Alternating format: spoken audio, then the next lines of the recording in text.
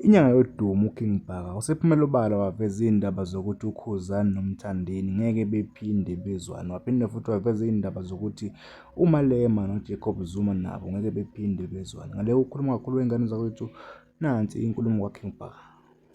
Ngimchazele kanje. Empilweni khona abantu abangasoze bazwana. Makuxabene easily. Makuxabene amadlozi abo. Noma kuxabene ingelosi zabe inkulu. Uyabona nje uMalema benoJacob Zuma abasoze bazwana labo bantu. Kodwa for the sake of people bangashaya ngathi bayahleka. Kodwa deep down abasoze because akuxabene bona.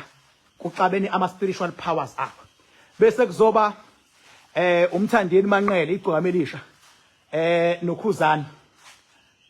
Kuzoba uMthandeni igcwame elisha noKhuzani. Labo bantu as much as nabo bengasayithandi lento impi kodwa akulula ukuthi ngelinye ilanga kuthiwe sebeyazwana unless or until kube khona oyedwa ozovuma omunye kubona. Mhlambe kusuka igcokama limvuma uKhuzani ukuthi uyinkosi noma kusuka uKhuzani amvuma uKhuzani kusuka igcokama limvuma uKhuzani. Then from lapho ke once kwaba nento ethi ayibe yihierarchy ukuthi yilo bese kuba yilo kube yilo abantu bayaqala ke bakwazi ukuzwana because sebeyahloniphana. Masafunda kwakumele baze balwe abantu omunye bese yahlulwa ukuze lohluliwe akwazi ukusubmita kulomunye.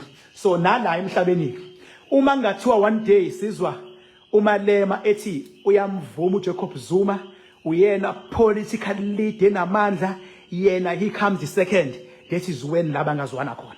Kodwa uma ngabe uMalema esayicabanga ukuthi uyena inkunzi noZuma ecabanga ukuthi uyena inkunzi noma bangahlekisana basoze bazwana. Uma ngabe igcokama lithi uyena inkunzi noKhuzani athi yena inkunzi abasoze bazwana until omunye avuma ukuba ngaphansi.